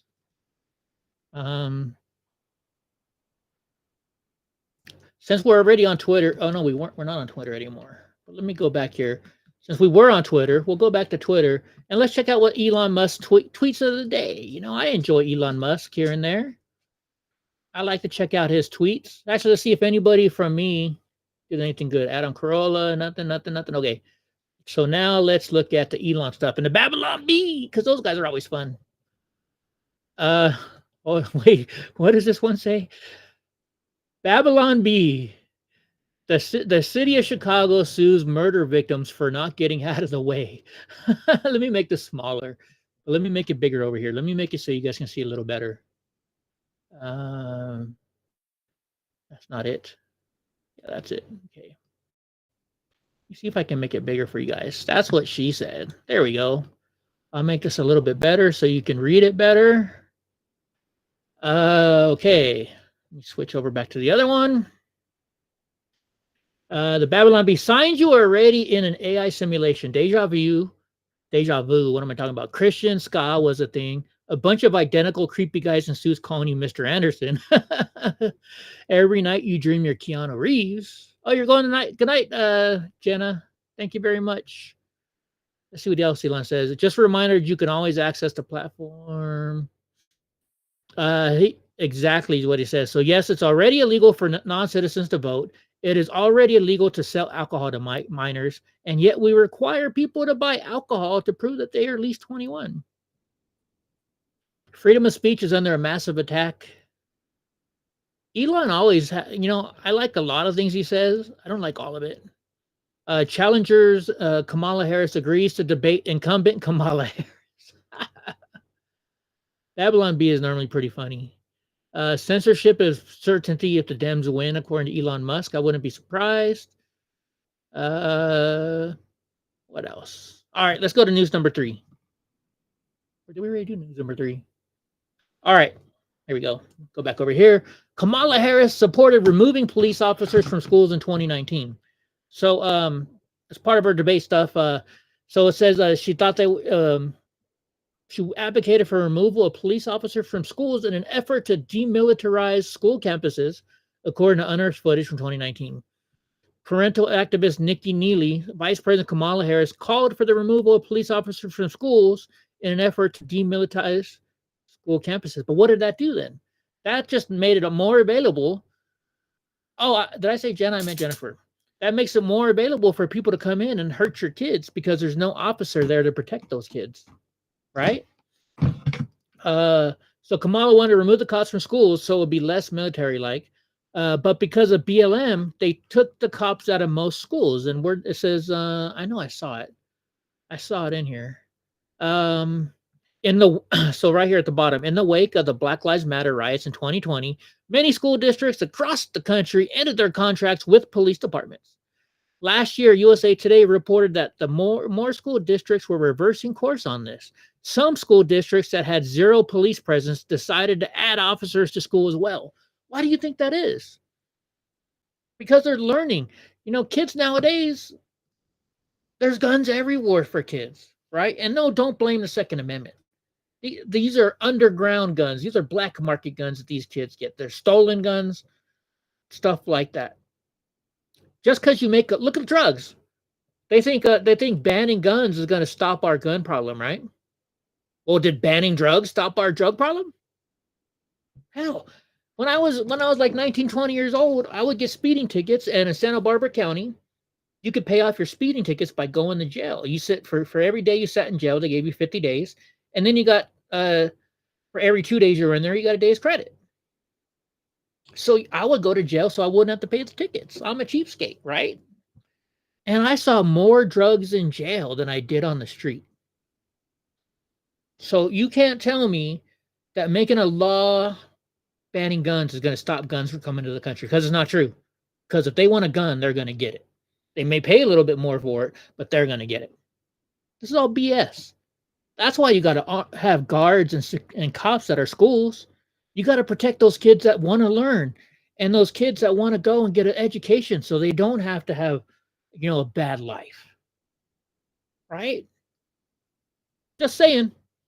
Just saying. All right, so the University of Maryland approves of anti-Israel protests celebrating anniversary on October 7th. I don't know why this has to be news. Why does this have to be news? And here, I'm going to tell you why I don't think this needs to be news. Do I agree with their anti-Israel protests? No, I don't. But we live in the United States of America, where everybody has the freedom of speech and their freedom of their opinions. Do I agree with what these people are talking about? No.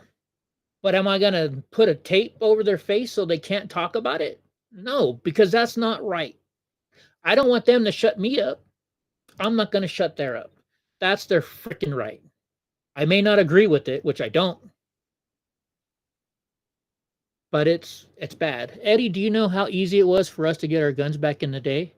The criminals will always have guns, says Gavin Newsom. And I agree. I totally agree. But back to this.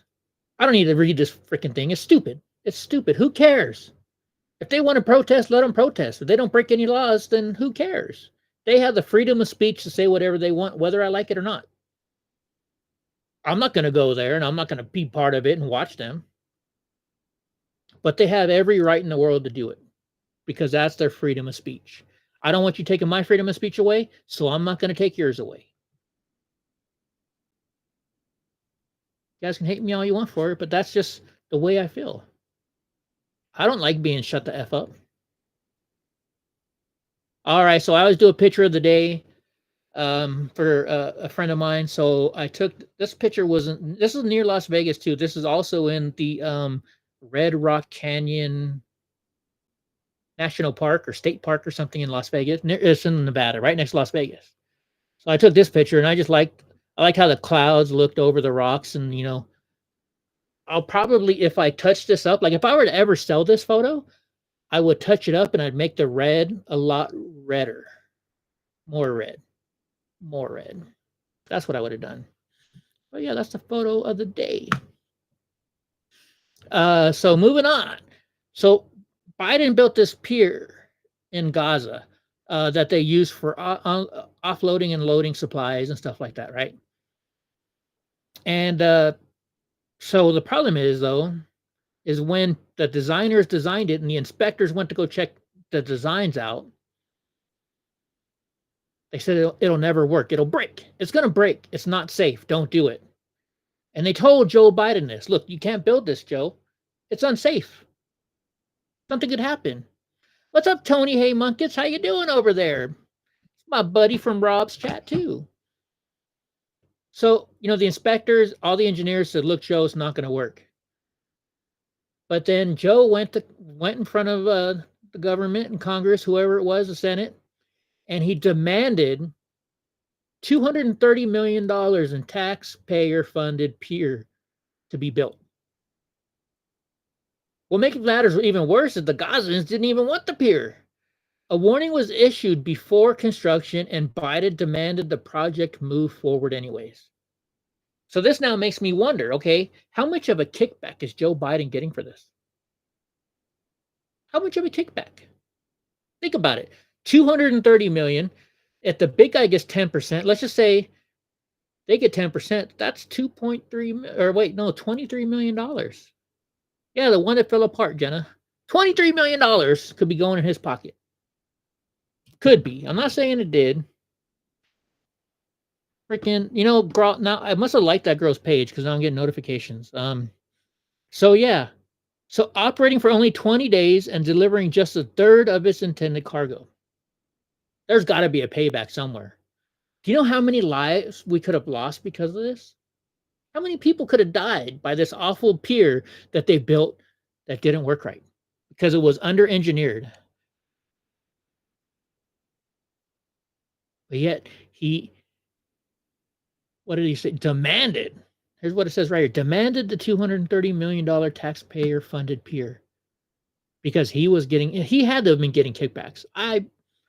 I would not doubt if he told me he was not getting or that he was getting kickbacks. I wouldn't doubt it.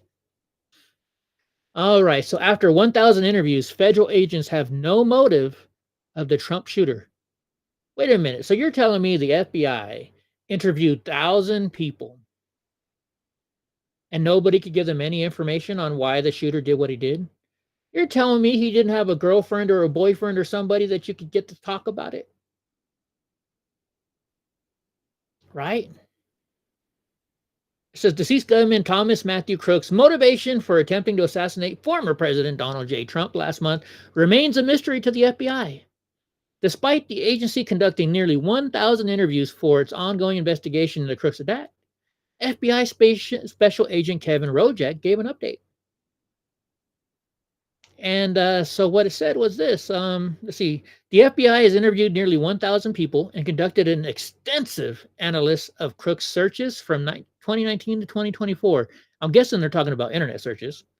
During its investigation, investigators determined that Crooks espoused a mixture of ideologies, but didn't appear to have a definitive worldview, with Rojek saying investigators had found valuable insight into the mindset, but not a motive.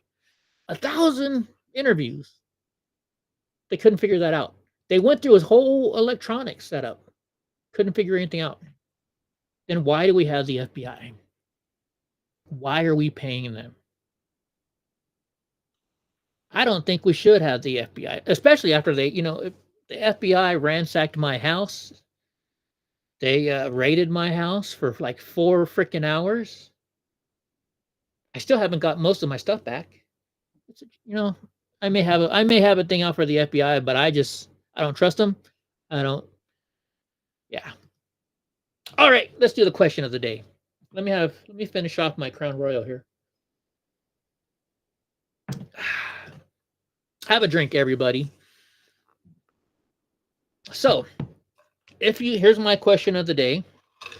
If you could relive any part of your life so far, which part would you choose and why? So if I could relive any part of my life. Now, when I put this up, I was thinking differently. I thought I'd maybe go back and change it. But this here is saying relive.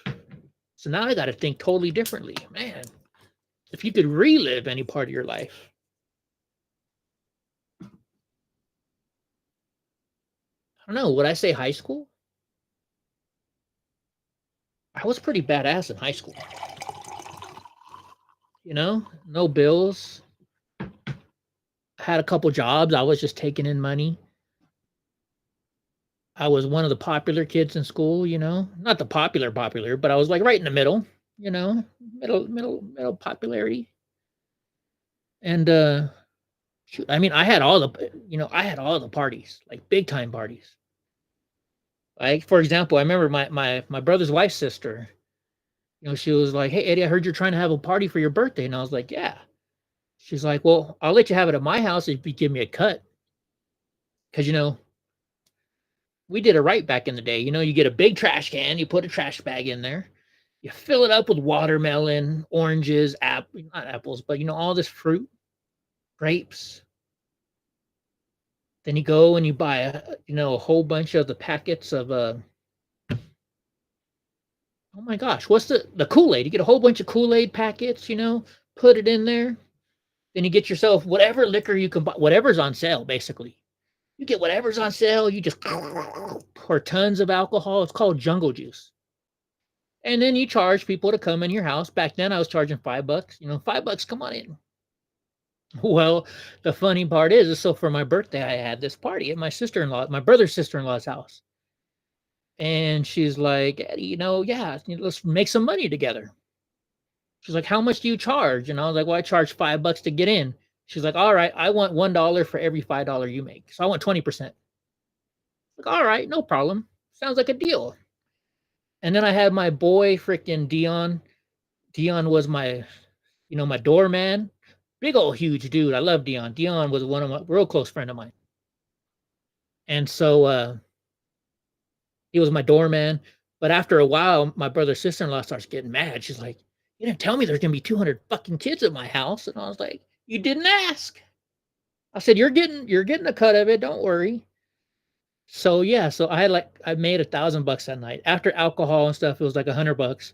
But then some dumbass had to knock the jungle juice over on her floor. So I had to pay like $100 for carpet cleaning. I still made a pretty penny for my birthday, but that was high school. So would I live that time? I think so. I enjoyed high school. I skipped a couple grades, so I was a smart kid at school. So like even when I did get in trouble, because I raised up the average of the school, for the smarts. And I know I don't sound smart, but back then I was. So I'd probably go back to high school if I could. What about you guys? Mine would be from Tony Munkus, 1991 through 1993. Is there a specific reason why, Tony, you would want to go back to 1991 to 93? Because that's about the time where I'm talking about.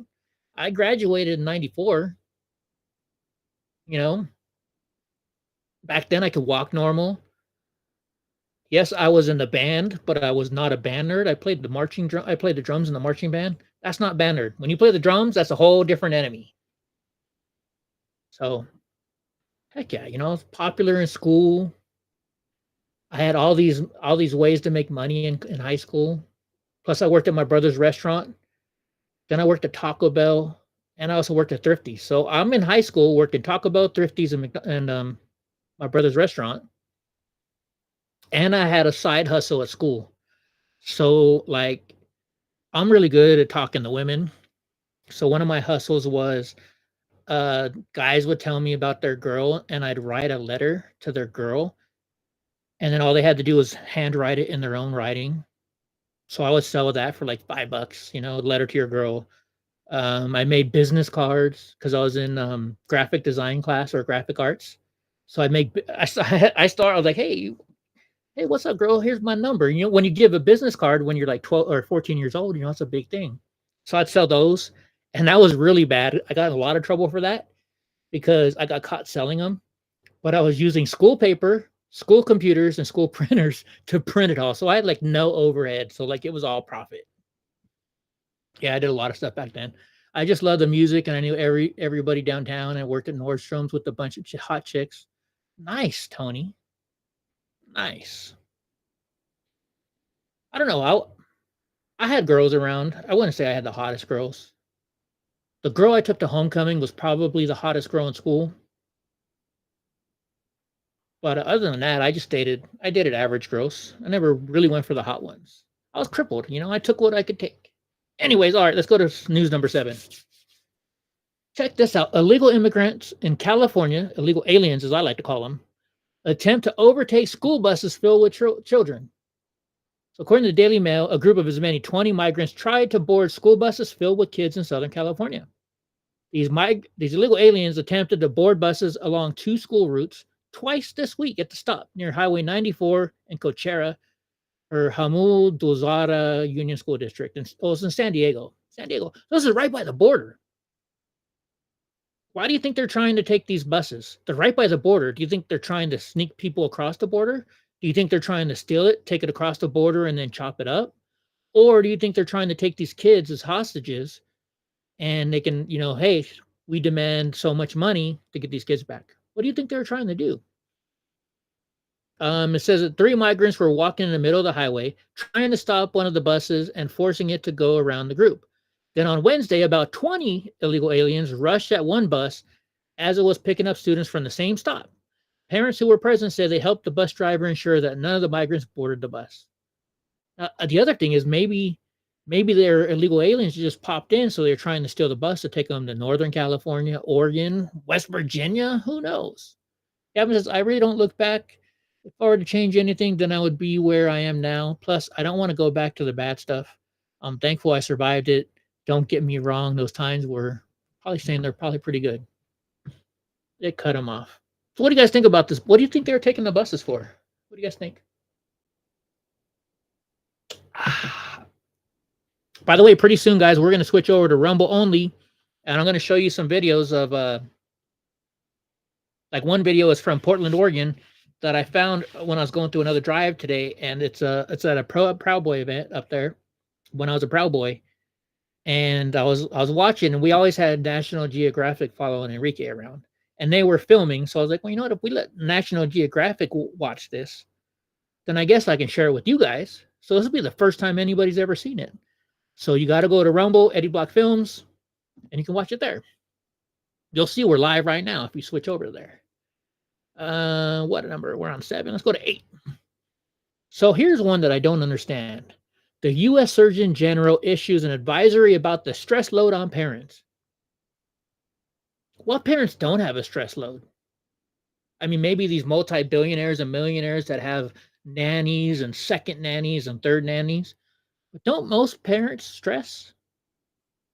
It's hard raising. I've never raised a kid, but I think that's one of the most important jobs in this, the biggest job that you're ever going to have, raising a kid. You mess up at work and it's just a mistake. You mess up with your kid, you could ruin their lives, right? When you mess up at work, it's probably a small mess up. Stuff can be fixed. But you mess up on your kids, you can damage those kids for lives. You could take one wrong turn and everybody dies. That's stressful. That's very stressful. I have nieces and nephews that used to love to hang out with us. And like we would take them out places. And normally we go out to dinner, I'd have, a Crown Royal or two. But when I had my nieces and nephews in my car, I never drank once. Like their mother would call me and say, hey, can you take my kids to work? Because she didn't trust her mother-in-law to take the kids to work, but she trusted me. And I was not blood cousin. My wife was their blood cousin, but they trusted me more because they knew I loved their kids so much. And I took, they were my nephews. I love those kids today still, So I can only imagine, I know how I felt when they were in my, when I was taking care of them, babysitting or whatnot. So I can only imagine having to deal with that 24 hours a day. Gotta be crazy. So why do they need this? Why don't they find a way to fix it? It says to a survey from American Psychological Association, finding that 48% of parents say most days their stress is completely overwhelming. Well, yeah, I wouldn't want to raise a kid right now. I wouldn't want to raise a kid right now at all. Times are so rough for kids. All the crazy stuff they're trying to teach them that you may not want them to teach, or maybe they're teaching stuff that you do want them to teach, but it's in the wrong way. So they're putting out an advisory about this. They wasted their time on an advisory on something that everybody knows. If you're not a stressed parent, then it doesn't mean, then I don't know. I would think all parents should be stressed. You tell me. I'm not a parent, so I can't say. All right. So GOP looked to tie ID voting into a government funding bill. So we were talking about this earlier about bills. So there's a bill right now up there that they're trying to push through, and the GOP is trying to slip in there this ID voting bill. So it says a conservative-backed push for stricter proof of citizen requirements for voting could complicate efforts to avert a government shutdown next month. Lawmakers on both sides of the aisle have acknowledged a stopgap of some kind also known as a continuing resolution, will be necessary to keep the government funded past September 30th. Representative Chip Roy says 85% of Americans think only citizens should vote. I'm one of them. So what's the issue here?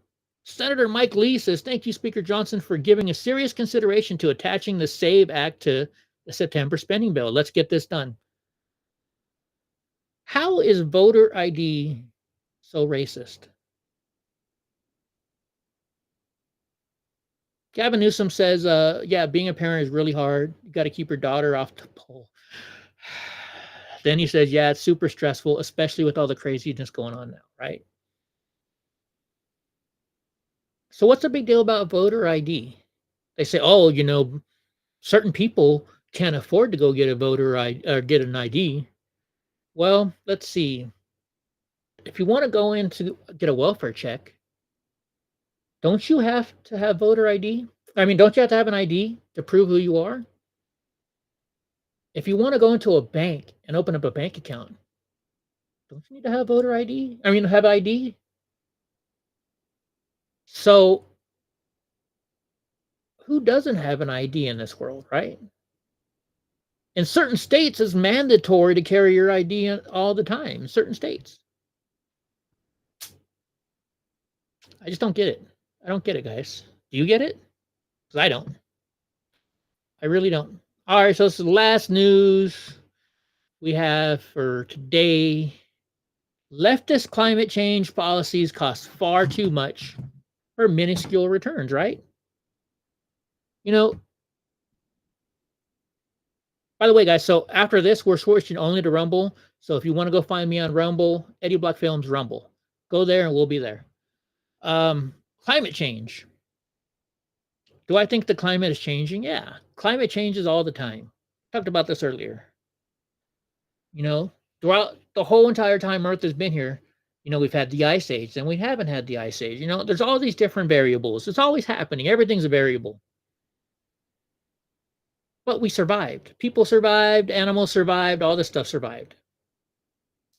It's going to constantly be changing. You know, Earth is not meant to be stable, right?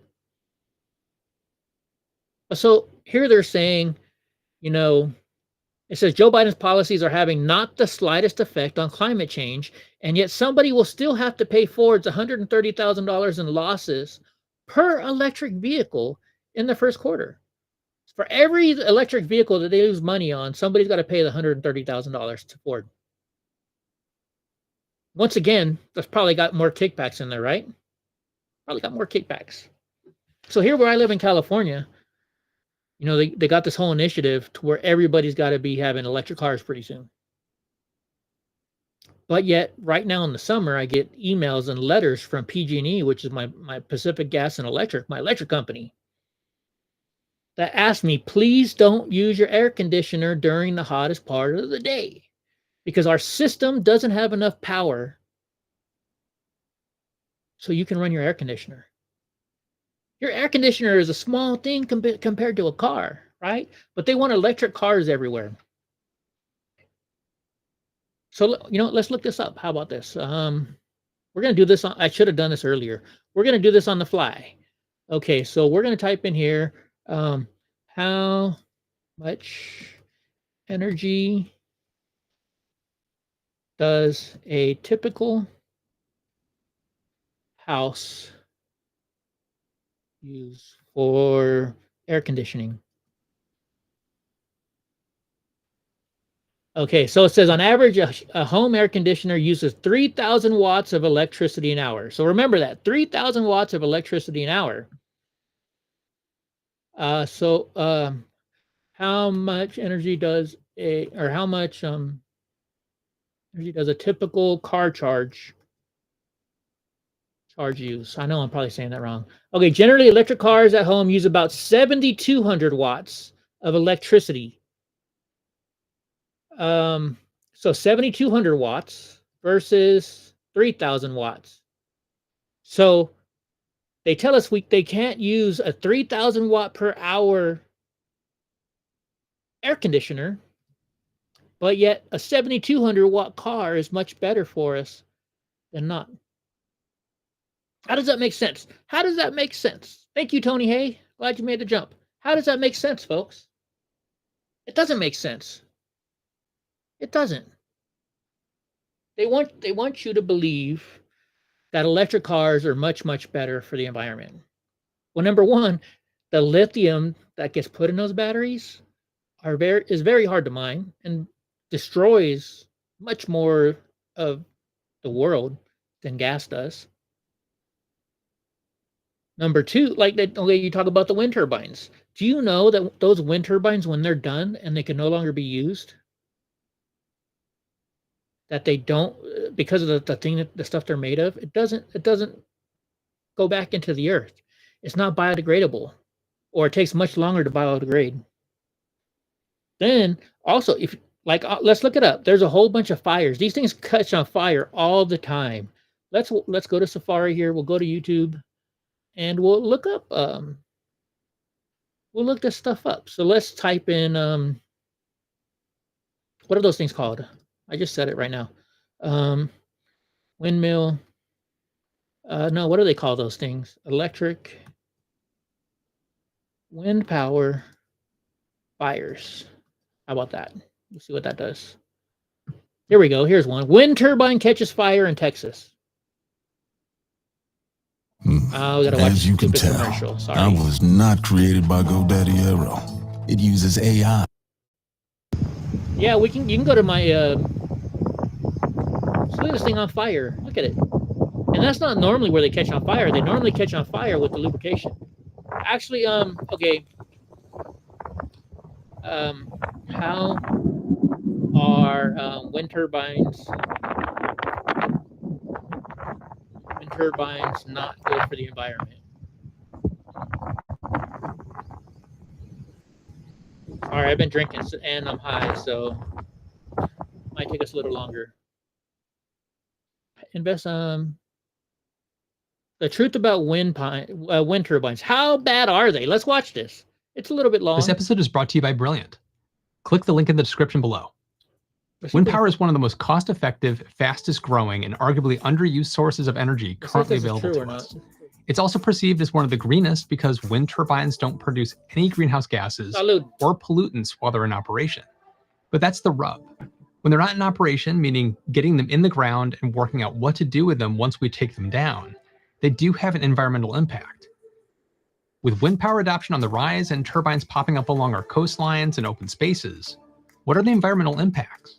In the grand scheme of things, how bad are they, and is there anything we can do to mitigate it? All right, do you guys know, this guy looks like somebody who's freaking smart. I kind of trust him. I would trust him a little bit. But yeah, the wind turbines too. Also, they what do you call it? They kill birds. Using the vertical timber, I've been looking at them. They are better than the horizontal ones. You mean the other way around? Horizontal ones are this way. Horizontal ones are this way. Vertical ones are this way, right? I'm Matt Farrell. Welcome to Undecided. There's another engineering guy that I watched that looks kind of like him. And has been for centuries, as long as they're actually relatively small despite their size. According to a survey of large-scale wind farms by the National Renewable Energy Laboratory in the United States, which has the highest wind power capacity in the world behind China, less than 1 acre per megawatt of power output capacity is disturbed permanently, and less than 3.5 acres per megawatt are temporarily disturbed during construction. Costs are also coming down all the time, with many governments now offering incentives to encourage more uptake. Although it doesn't produce as much power as some other sources, it's responsible for around 5% of global electricity produced in 2018. So also, like, too, when so solar panels, my brother said not buy them, and so this is from my brother. I don't know how true this is, but they're only like 10% efficient. They're only like 10% efficient. Wind offers enormous potential, especially when deployed offshore, which is where a lot of the focus is at the moment. Although offshore wind only accounts for about 0.3% of the total energy generation worldwide, it's capable of making a much bigger contribution. All right, Gavin. According to the International Energy Agency, or the IEA, if we built wind farms on all usable offshore sites worldwide, sticking to certain conditions, like no further than 60 kilometers off the coast, and in waters no deeper than 60 meters, they could generate more than the world's entire current electricity demand on their own. I call it BS. But it does show what we could do with the wind power it takes to put them there in the first place, both offshore and onshore. And this is where some of those arguments against wind's green credentials comes into play. So what are we talking about? Well, there's a lot that goes into preparing the ground for turbines, like excavating for foundations, bringing all the components to the site. A lot of concrete is typically needed, and onshore farms will often need new service roads to be put in, and the list goes on. Plus, a lot of these jobs are done using diesel-powered machines. Right. A good example is the world's largest offshore wind farm, which is now under construction off the coast of the UK, which promises to produce enough electricity to power 4.5 million homes, which is approximately 5% of the country's total Let me see if they show anything about like the fires and stuff. population of the countryside. Wind's environmental impact has also been called into question in other ways. There have been complaints from some people who live and work near wind farms about the noise the turbines make. In other places, birds and bats have been discovered flying into them, and this So Gavin says if you don't buy the batteries, solar isn't really worth it. to have contributed to a noticeable decline in the numbers of certain species. In the US alone, it's estimated that as many as 500,000 birds are killed in wind turbine collisions each year. And with wind energy capacity due So they're to killing our birds. They're killing our birds. increase significantly in the coming years, this figure could reach almost 1.5 million a year. But things are never that simple. While the skies may be suffering, there's also evidence that offshore wind farms can be a boon to ocean species. Okay, we're only trying to do Negatives the bad live. stuff. So Have declined sharply due to lack of suitable land and the rise of people successfully camping. How exactly do you dispose of these plus, I got to skip over a little bit so we don't get in trouble for using too much of this. from the copper wiring and electronics to the gearing mechanisms? But the same can't really be said for the blades, which are usually made from a composite material such as fiberglass or carbon fiber, depending on their age. Oh, I see. These materials are strong enough to withstand the extreme weather conditions that the turbines are often subjected to, but light enough so the turbines can actually turn. But when they need to be decommissioned, there's little else you can do with them but to bury them in a landfill or burn them through a process called pyrolysis. The landfill option is obviously not very eco-friendly, especially when the blades can be longer than the wing of a Boeing 747 and weigh up to 8 tons each. This means that they have to be transported one at a time, and that's a lot of truck journeys. Right. Plus, there's a lot of heavy machinery needed to cut up the blades before they're buried. With pyrolysis, the blades are chopped up, but then they're placed into high-temperature ovens to break down the composite fibers. This creates a material that can be used to make things such as paints and glues. But the process requires a lot of energy, so even though it can Thanks, be thought of as a Gavin. form of recycling, it's not all that green. All of this is a big issue at the moment because the turbines that were installed in the wind power boom of the 1990s and 2000s are coming to an end of life now, or are already there. It's likely only to get worse in the future too, as installations of wind turbines worldwide have increased by more than 5 times over the past decade. So unless we come up with new ways of getting rid of them, we're going to have an even bigger landfill problem further down the line. In that case, then maybe we should start thinking about making turbines from something else. Like, let's look at windmills, which is what turbines evolved from. They were historically composed of wood, let's huge fast forward. tower, and plans are burying or burning those used turbine parts after all. Washington-based Global Fiberglass Solutions has found a way of grinding up large pieces of plastic Okay, we're not looking at into a solutions form right where now. it can then be used in a number of different industries, and the resin is turned into a few slides. We're talking about the bad stuff. Elsewhere in Europe, a consortium of wind, the blades have to be broken up into tiny bits first, but this can be done at the site where the turbines were installed, so this is more suitable for a huge impact on the environment. They're talking about, so in concrete, sometimes you put plastics in there to hold the concrete together instead of using rebar. So that's what they're talking about, doing that stuff. If you look at sides than many of us first realized.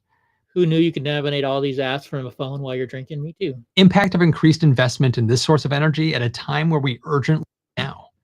I guess he doesn't talk about them burning up and stuff. Anyways, all right, guys. So here's what we're going to do now. We're going to go to Rumble only. So if you're not on Rumble, we're going to go to Rumble right now. We're going to show you some videos. And so for those 2 people on YouTube, come on over to Rumble.